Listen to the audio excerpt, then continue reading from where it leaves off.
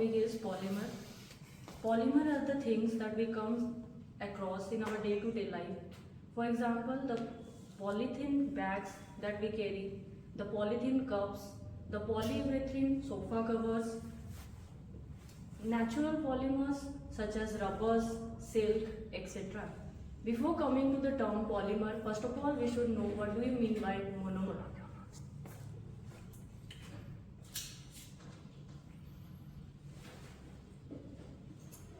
As we know, mono means single, mer means unit or part. Monomers are the single unit which combines n number of times to form a larger molecular mass substance known as polymer. Monomers are generally, for example, ethylene. Monomers are unsaturated molecules containing double bond in it, such as ethylene, vinyl chloride,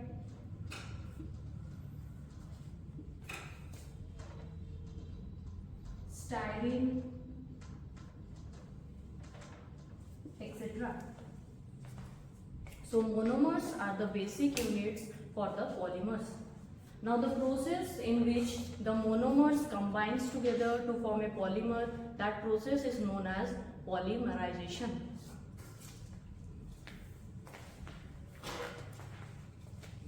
The ethylene monomers, which is repeating n number of times to form a polymer, that is known as polythene, with general formula C2H4.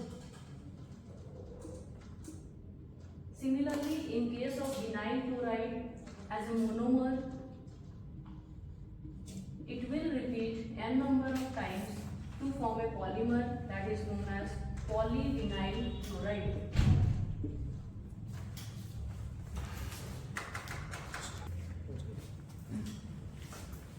Now, after polymerization, the term degree of polymerization means the number of monomeric units that is present in a given polymeric molecule. Generally, it is designated by the letter small n, where n represents the number of monomers which is present in a given polymeric molecule. Now, depending upon the classification of polymers, on the basis of occurrence from which it is being obtained, they are of two types, that is natural polymer and synthetic polymers. Natural polymers are the polymers that is being obtained from the nature. For example, the rubber, silk, starch, cellulose, etc.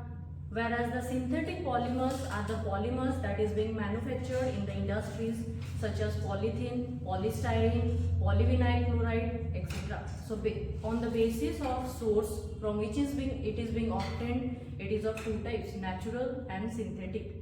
Second classification is on the basis of types of monomers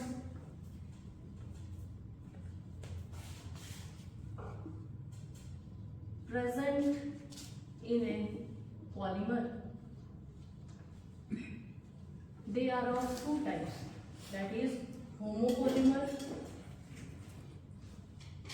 and copolymer. As we know, homo means same when it has similar chemical composition or when only one type of monomer or one kind of monomer is present in a given polymer, that is known as homopolymer. Whereas co means different, where there will be either two or more than that monomers present in a polymer, that will be copolymers. For example, in case of homopolymer, we can take polythene or polyethylene, where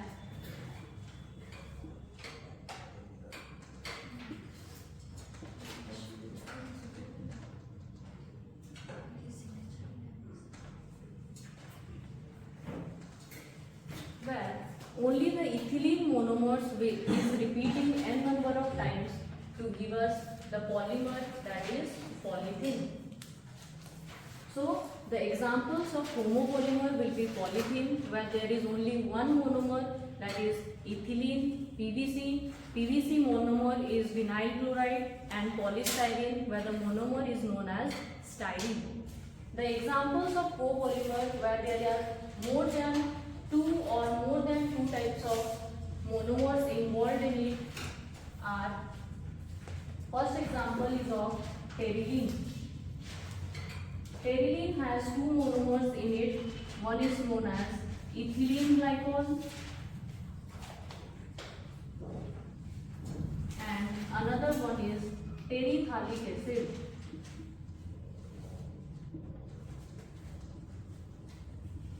Where in case of pterylene, or it is also known as dacron, where there will be two monomers, that is ethylene glycol and terephthalic acids, in which we will eliminate two molecules of water to obtain the polymer, that is pterylene or dacron. Coming to the structures,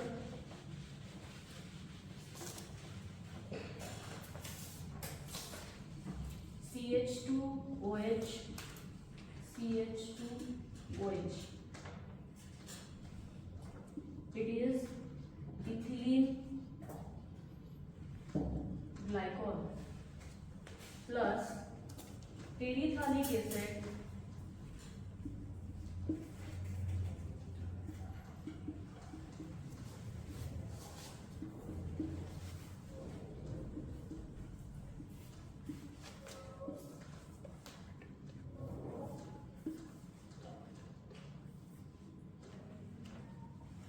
These two monomers will repeat n number of times with elimination of two molecules of water, that is minus 2 H2O, to give us the polymer, that is pterylene and dacron. We will remove one H from here and one OH from here. So H plus OH forms one molecule of water. Another we will remove H from terephthalic acid and OH from here. So H plus OH, removing one molecule of water from ethylene glycol and one molecule of water from terephthalic acid, we are eliminating two molecules of water. So the result will be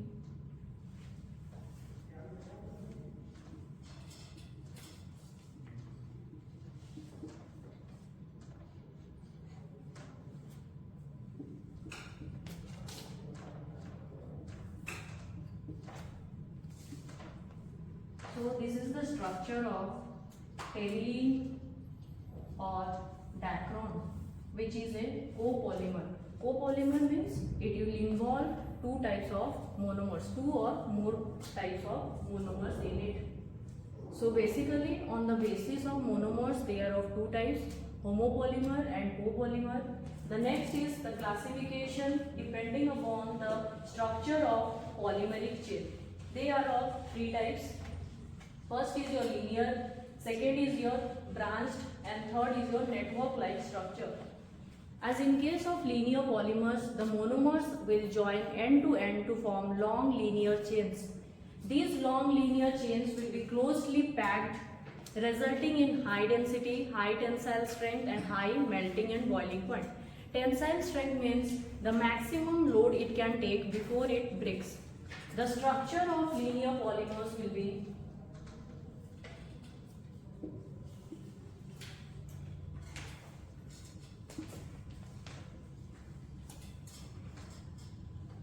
they will be closely packed,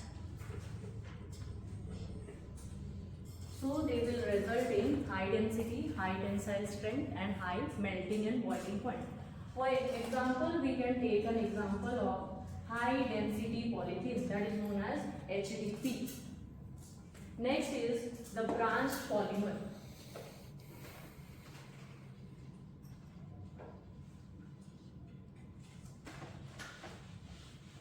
In case of branched polymers, these will be also the linear polymers, but with branches of certain length within it. The structure will be this is the linear polymers with different branches in it. As there are branches within the polymers, so it will result in low density, low tensile strength and low melting and boiling point. For example, we can take low density polythene, starch, etc. Next is the cross-linked polymers or the network polymers. Cross-linked or network polymers means three-dimensional network-like structure. The best example for cross-linked polymers we can take of is of bakelite.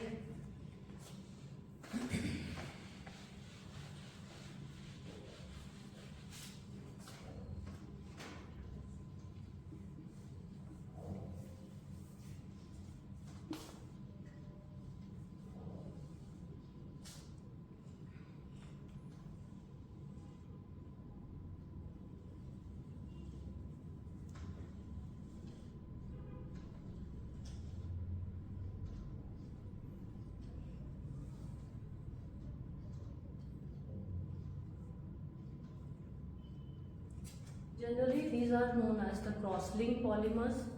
The example will be your bakelite, where the structure of bakelite is, these are network-like structures.